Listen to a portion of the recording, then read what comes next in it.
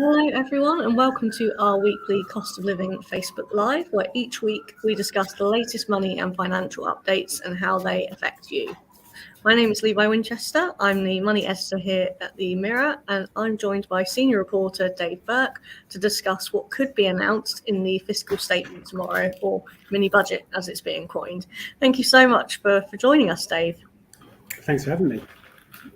As always, if you have any questions, drop them in the comment box below or email us at mirror.money.saving@mirror.co.uk. So the mini budget will take place tomorrow, the first big fiscal event, as it were, from new Chancellor Kwasi Kwarteng. Now, it's important to know this isn't a full fat budget, as it were, so we're unlikely to see wider tax changes on things like cigarettes and alcohol. But what is expected to come is a whole raft of more personal finance related tax changes. So while we don't know for sure just yet what will be announced, what we're going to do is we're going to run through some of the latest reports and rumours and what could be unveiled tomorrow. So now, one of the first things that Kwasi Kwarteng is anticipated to confirm tomorrow is the reversal of the 1.25 percentage point hike to national insurance contributions. This came to effect only in April this year under the Boris Johnson government and his then Chancellor Rishi Sunak. So national insurance is a tax most workers pay over a certain threshold, and it qualifies you for a state pension in later life and other benefits. So this hike means at the moment, most employees currently pay 13.25% of their income between £12,571 and £50,270 each year in national insurance. Reversing the hike means this will drop back down to 12%, which is what it was before April. So at the moment, we don't know exactly when such a reversal, if confirmed, will take place, but some reports suggest it could come as soon as November. So just to put that into a little bit of context, again, if it is confirmed, figures from Interactive Investor show this could save someone on a £30,000 salary, roughly £218 a year in national insurance, while someone earning £50,000 a year, would save roughly £842. So my first question to you, Dave, is it fair to say that this is likely to benefit high earners more than those who are struggling? Yes, absolutely. Certainly one of the big criticisms of this as a measure for tackling cost of living is that national insurance is income-based, and therefore the amount that's saved will be higher the more you earn. So, for example, those earning more than £100,000 a year will save more than £1,000 a year. As you said, those on around 20,000 will save £93 a year, and pensioners and people who are earning less than 12,750 won't get any benefit from this at all. So yes, it's as I said, this has prompted a lot of criticism. The Joseph Rowntree Foundation, for example, said that there needs to be more targeted measures in place to protect low-income families, people that are out of work at the moment. And that it's that people can't wait for the impact of this to trickle down. So what do you think the kind of political motivation behind such a measure would be? Well, I think certainly it was it's the figures are certainly significant for people that are higher up the earning spectrum. And I think it's going to be a policy that's going to be popular with a lot of Tory members, as we showed. It was certainly one that that proved popular on the campaign trail for Liz Truss. Yeah, absolutely. So another possible measure that reports say we could expect tomorrow is the scrapping of a planned rise in corporation tax. So corporation tax is paid by UK limited companies and some other organisations, and it's based on the annual profits that company makes. This is due to rise from 19% to 25%, but reports suggest the new Chancellor may cancel this. So again, Dave, from the government's point of view, what benefit would there be from cutting corporation tax? I mean, who benefits from this? So all along, Liz Truss has maintained that doing this will unleash what she calls an investment boom. The argument traditionally goes that it will encourage investment by encouraging corporations to invest in the UK if they know they're going to be taxed less. Liz Truss herself, a few days ago, said that lower taxes lead to economic growth. There's no doubt in my mind about this. So yeah, her thinking is very much that in order to stimulate growth, which we've been a low growth economy for quite some years, this is one of the measures that she believes will stimulate that. Is this likely to be quite a popular sort of move among Tory voters? Yeah, potentially. I mean, it's it's certainly not without questions. It's something that the Tories have done before. It was certainly a measure that George Osborne was keen on during his time as Chancellor. And as I said, the thinking goes that it's going to attract companies to invest to then employ more people. But new research by the Institute for Public Policy Research has branded it a continuation of a failed race to the bottom that hasn't delivered for the UK economy. So there's certainly question marks over how effective this is likely to be. Yeah, no, that makes sense. So the next thing that I would like to discuss that could potentially be announced tomorrow is stamp duty. So it's rumoured that Kwasi Kwarteng could cut stamp duty from tomorrow.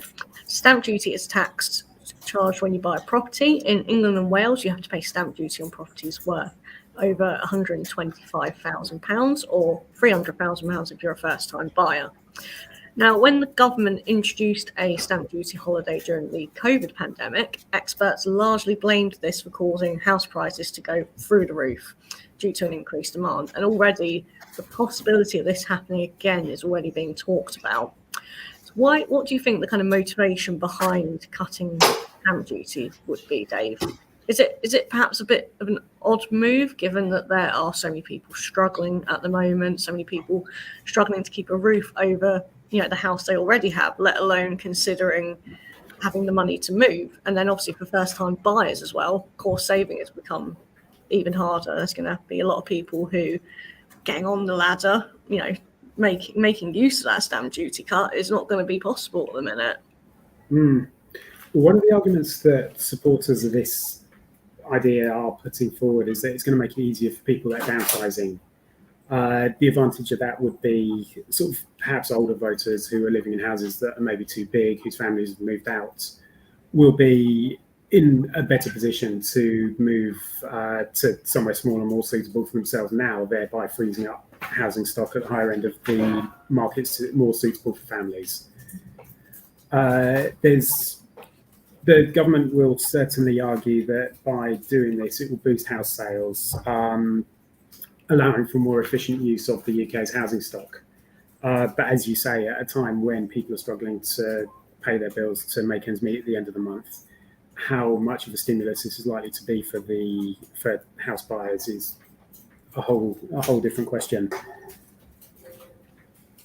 I think it'll be interesting as well to see the effect that it does have on house prices, because obviously we're sort of starting to see them slowly drip off right now. So I think it's going to be interesting to see whether this kind of stimulates. Yeah, I mean, some of the forecasts seem to suggest that we're going to see a similar effect to that which we did in COVID during the window, when we're likely to see when we're going to see the prices rise as a result of this for certainly a few months. So yeah, some clarity on that will be interesting when they announce the length of time that the cut in stamp duty will be in place for. Yeah, absolutely. I'm going to throw a little curveball out here, take a slightly off schedule to look at a quick comment here. So we've had a comment from Andrew Simpson saying, "It will mainly help their rich friends, the mini budget tomorrow." Is this something you would agree with, Dave? Do you think this budget is going to be more targeted towards the wealthy? Yeah, I think undoubtedly so. It's, I mean, a lot of these measures in place, the tax cuts are, like we said with national insurance, is going to disproportionately help those who are higher on. And we heard during the leadership race, Rishi Sunak was very scathing on the ideas that Liz Truss was putting forward. I mean, he said he went very strong and said that it was going to lead families into destitution. I mean, that's a huge statement to have made against the rival candidates there. And Liz Truss was very much advocating against any targeted support. That has obviously changed since, and as a lot of the projections come forward, we realise just how deep this crisis is. But it's interesting, certainly Francis O'Grady, the General Secretary of the TUC, has come out today and said that this is going to be an acid test for the government. Certainly, I imagine it would be something we move on to, but there's going to be a lot of discussion about bonuses for bankers, which, sort of certainly is going to be unpopular for members of the public, for families that are struggling to make ends meet.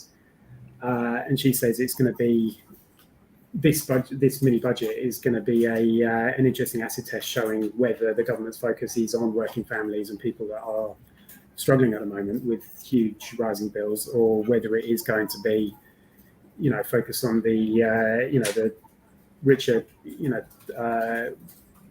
the banking industry and the high earners. Yeah, absolutely. That actually brings us nicely on to our next topic of the bankers' bonuses. So what we could see tomorrow is the government removing a cap on bankers' bonuses as part of a big kind of post-Brexit shake-up of city rules. So the current limits mean that bankers can't get a bonus of more than 200% of their salary. So again, what would be the sort of political motivation behind removing this cap? Well, again, I mean, this harks back to Liz Truss saying that her key priority is going to be to fuel investment in the UK to stimulate growth.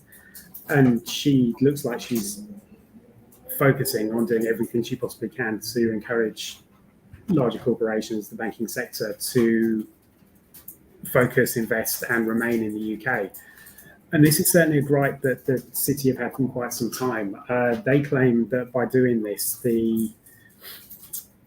it's inflating banker wages because, for example, if they wanted to give someone a 2 million raise, and which sounds absolutely unpalatable for many, a £2 million bonus, which sounds absolutely unpalatable for many people across the country, they would have to inflate their salary in order for that to fit in with the rules which were brought in following the 2008 the financial crisis.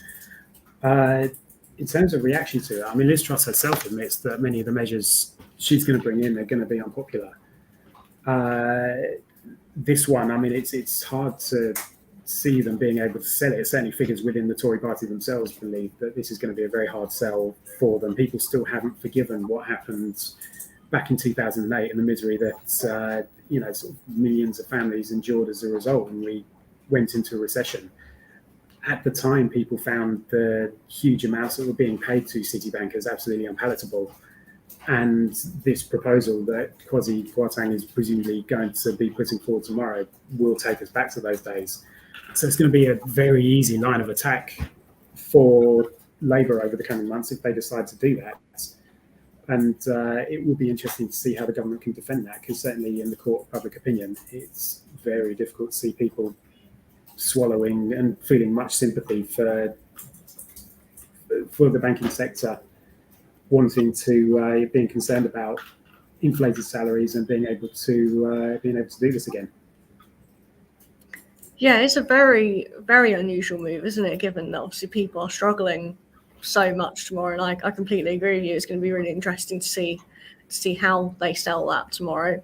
Yeah, I mean, without a doubt, there'll be a huge backlash to it. We've got inflation at a huge rate at the moment. I think we've had the average cost of food up by something like 13% compared to last year. So people are really struggling at the moment. And, we're hearing, as much as there's been a lot of focus on the fact that energy prices are going to rise throughout the winter, that there's a huge amount of people struggling now. Certainly food banks are busier than they have been traditionally over the summer. And, the idea that the government is spending time and passing legislation to allow the banking sector to give out millions of pounds worth of bonuses is going to be a very hard sell. It's almost it's a bit of a juxtaposition, really, isn't it? It's be very interesting to sell it. It feels like a complete failure to read the room at the moment. So it will be interesting to hear how the government can frame that when it comes for, if it's if this is indeed something that it puts forward tomorrow. Yeah, absolutely. So the last sort of major point I would like to come on to then is income tax. So could potentially be an announcement on income tax tomorrow. Income tax is a tax you pay the government based on your yearly income or your profits if you're self-employed. So the basic rate is currently 20p, so you pay 20p tax on every pound above a certain threshold, and Rishi Sunak had put plans in motion for this to drop by 1p to 19p in 2024, but reports suggest that Mr. Kwarteng could fast-track this date.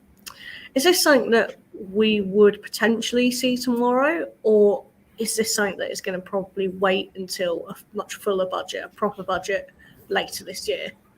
Yeah, I mean, I certainly think that there'll maybe be some road mapping towards this. I think in terms of living out the detail, I mean, Liz Truss has made it clear that pretty much everything's on the table in terms of her looking at the taxes we pay. She's made references to family taxes. We know that stamp duty is one of the things that's being looked at. So I think this is going to fit into a broader programme of essentially looking at all the taxes we pay. Throughout her leadership campaign, she was very clear on the fact that she believes we're a high tax economy with low growth. And that's the tax system as a whole is going to be something she looks at. And there's plenty within that I think we're going to see in the coming months. In terms of anything specific, certainly there's talk of a budget later on in the year, perhaps being a full budget with sort of better forecasting, and I think that's probably what we're most likely to see. I think there'll be some signposting towards what the plan is, but whether there'll be any detailed proposals and a date for this coming into play, I don't think we're going to see that tomorrow. Interesting. Well, we'll have to definitely keep an eye out and wait and see. I think one thing that's quite interesting, I'm hearing from a lot of charities, a lot of organisations, that there might be quite a bit of disappointment, perhaps, if there's not more cost of living help announced tomorrow, because although the government have taken the step to obviously freeze energy bills with this new 2,500 cap, the cap that's not actually a cap on your energy bill, because you could still end up paying more than that. Yeah. I think it's obviously really important to remember that the current price cap is obviously £1,971. So that 2,500 figure, even with £400 energy discount included, is still higher than that. And over the last few years, energy bills have got higher and higher and higher. I think over the last 2-3 years, they were sort of hovering around the 1,000, 1,100 figure, the price cap, that is, the off-gen price cap. So I get the feeling there will be quite a bit of disappointment tomorrow if there's not any more cost of living help announced. Is this something you would perhaps agree with as well? Do you think there should be more kind of tailored support for those that are struggling? Yeah, absolutely. I mean, I think that's been the narrative for the last few months. I mean, we found ourselves with the Tory leadership contest. We're certainly in a position now where we're dealing with something that's been a problem building up for months and months and months. Certainly, there was an awful lot of lost time while Liz Truss and Rishi Sunak were slinging it out. And during that time, of course, a lot of these charities that we're talking about, I mean, certainly when I spoke to the Trust some time ago, they were saying that where normally they'd expect the use of food banks and emergency parcels to drop off over the summer, this year they've not seen that to the same extent. And when you compare where we are to last year, the figures are really quite alarming in terms of certainly at one stage in the summer, they were giving out an emergency parcel once every 13 seconds. It's, people are really struggling now, and this is only going to get worse. Like you say, there's a cap on the Liz Truss announced last week that there would be a limit on how much domestic users pay.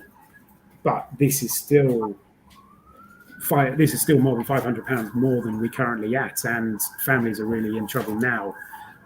Certainly, the Joseph Rowntree Foundation reckons that even with the support that's been announced, a lot of the low-income families are going to be around £450 worse off over the coming months. And as I said, this isn't a crisis in the future. This is a crisis that's happening right now. So there will be an awful lot of disappointment if there's not more much needed measures, because the charity sector is going to have to do an awful lot of heavy lifting over the next few months, where people just can't afford to pay their bills and struggling to make ends meet. So the government should be looking at doing this, but certainly whether it will or not is the signs aren't looking positive. And that was one of the big backdrops of the Tory leadership contest, with Rishi Sunak very strongly arguing for targeted support. Liz Truss saying that she didn't believe in handouts, believing in tax cuts and so forth. And the Tory party membership ultimately sided with Liz Truss. No, absolutely. And are there any measures that you would like to see announced tomorrow? I mean, for me personally, I think what would be particularly helpful for a lot of people is the continuation of the £400 energy discount, because obviously we've only had that as being confirmed for the next year. We don't know yet what is going to happen the following year. I mean, we know that the 2,500 energy cap is going to be in place, but then beyond that, we don't know what is going to happen.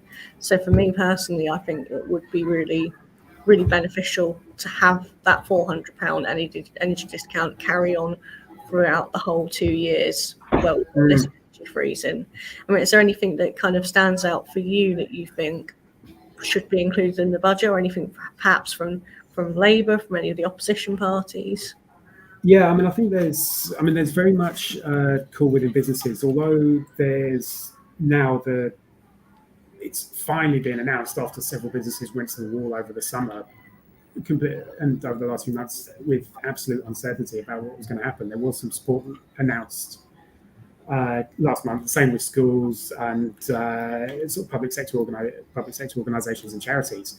But beyond that 6 months, it's still no clearer. So certainly, it would be good to see what will be what support will be available beyond that, because for schools, for example, they're trying to put an annual budget together based on staffing costs and so forth, and there's so much uncertainty 6 months time. So I think the government needs to take a longer look based on what it's going to do beyond that period. And I think as well, I mean, the government has been absolutely against the windfall tax, which broadly the public is massively in favour of. A lot of the energy companies are making an absolute fortune now, which they weren't expecting to. Labour's plans over the summer to freeze the energy cap were based on a windfall tax, and it seems astonishing that this is something that the government has completely ruled out. Liz Truss made the argument that a surprise tax would discourage investment, but it's in terms of offsetting the massive borrowing that presumably will have to be taken to deliver some of these measures. Windfall tax on the energy companies seems like a very easy win.